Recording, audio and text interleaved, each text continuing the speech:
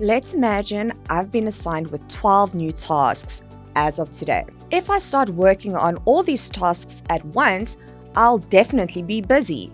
But being busy is not the same as being productive, which is what I should be. People have different definitions of productivity. For some, being productive means waking up at the sound of the first alarm and starting work on their priorities immediately. For others, it means crossing 25 tasks off their to-do list every week. To generalize, productivity means you're doing your best work by using your available resources. Anyhow, I'm going to share 9 tips on increasing productivity with you. Some might call this procrastination on my end, but I like to call it contributing to the greater good. And who knows, by the end of this video, I might even be able to find the perfect method to finish all 12 tasks that just landed on my plate. Let's dive into the best ways to boost workplace productivity. A positive work environment leads to higher job satisfaction, which in turn improves your performance. And it's not just because I said so. Science has backed up this claim a long time ago.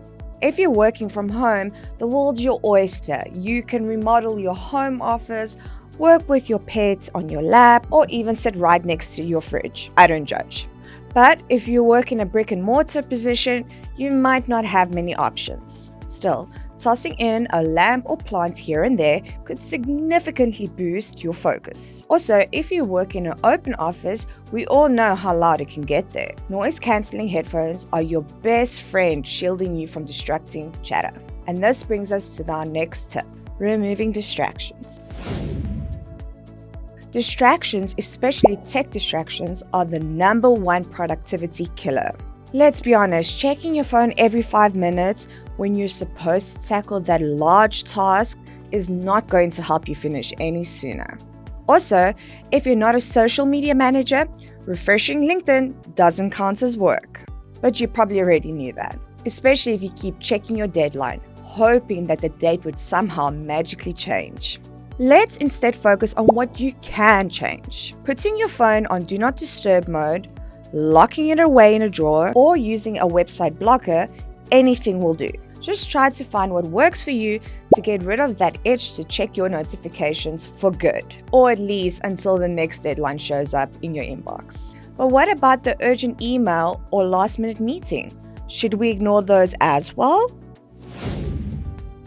Atlassian's study on wasting time at work has shown that we need 16 minutes to get back on track after handling an email. So if I receive 15 emails per day, that's 4 hours per day I lose to emails. Maybe I should just create an auto-reply. What you could do is set aside an hour close to the end of your workday just for emails. This way, emails won't be able to impact your productivity levels as much. You're just about to clock off anyway, so there's no harm in pressing a couple of replies here and there. Still, try to avoid your work from spilling into after hours. As soon as it's time to clock off, stop responding to emails and call it a day. Your future self with a perfect work-life balance will thank you. Also, you might want to take a close look at the time you spend replying to emails. This brings us to another effective way of boosting productivity: tracking time. You can't compete with the clock, but you can make it work for you by knowing exactly how you spend your time.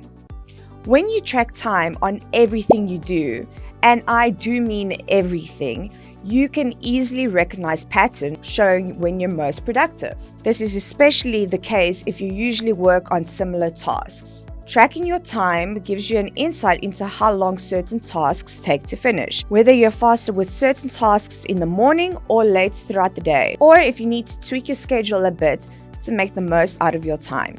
You might even realize that completing certain types of tasks takes you much less time working from home. But that last part is just food for thought for your managers. Up next comes taking regular breaks. This might seem counterintuitive, especially when chasing that deadline. but taking regular short breaks can actually help you stay focused for quite some time. After all, you can't be productive all day, every day. Research on our biological rhythms have proven that we can only concentrate for about 90 minutes at a time, and taking a short 5 to 10 minute break after one 90-minute work session is perfect for recharging batteries for a future work session. While we're on the subject of taking eyes off work, we might as well cover some of our best ways to boost your personal productivity. And what better way to sail into the topic than practicing self-care? Proper self-care is the eye of the beholder. Some might like to take time off and go sailing. Others might like to take a nap or stare at the ceiling. Whatever helps you temporarily escape the pressures of work and come back recharged counts as self-care. But to actually reap the benefits of this practice, you'll need to intentionally carve some time for it. So think about what you can do to prioritize your well-being and schedule a little self-care practice into your daily routine. Also, try to make them your non-negotiables. It might seem like a waste of time at first, but after a while, you'll notice these little acts help you become more mentally present and more ready to tackle whatever comes your way. And if you want to take the being more ready for whatever comes your way to the next level, maybe you should consider planning your meals in advance too. I know, it does sound like a waste of time, but bear with me on this one. Planning your meals in advance actually helps you save time. The time you otherwise would have spent thinking about what you want to eat when you're already hungry. On top of leaving you with these newly regained minutes, planning meals before you get hungry actually helps you eat healthily, avoid stress, and even learn how to plan ahead better. You'll also need to resist all those tempting food delivery apps and save some money along the way. So many birds with one stone. But speaking of not giving in, let's go over another key habit that'll boost your productivity: saying no. You might be wondering what saying no has to do with becoming more productive. Isn't productivity all about doing everything? Well, if you try to do everything, you'll eventually find that you've done nothing of value. This is the busyness we touched upon at the beginning of the video. Doing everything at once just seems like being productive. In fact, saying yes sometimes means saying no to things that actually matter. It usually leads to less free time, more stress, and a higher chance of burnout. So, if your friend asks you to dog sit for a day while you're up to your elbows with newly assigned projects, there's no need to overthink it. Be honest, tell them what you're up to, and simply say no. Now, while we're on the subject of overthinking, it would be only fair to address a phenomenon that usually goes hand in hand with thinking too much: perfectionism. This one might hit too close to home, especially if perfectionism leads you to procrastinate. To be clear, perfectionism is not a badge of honor, and it's best to stop treating it that way. Similarly to saying no, when you're focused on perfecting one thing, you trade off something else. In fact, not only does striving for perfection have a negative impact on your performance, it also affects your mental health and general well-being. So instead of hyperfixating on drafting a perfect typo-free report while there are other piles of data waiting for your review, just focus on getting it done. Most of the time, done is better than perfect, especially considering that there's no such thing as perfect. There, I said it. Ultimately, productivity depends on your point of view, but real results are not up for debate. So, pick your favorite way to boost productivity. The one simple to implement, I may add. Get going and celebrate your accomplishments after you're done. And I'll try to do the same.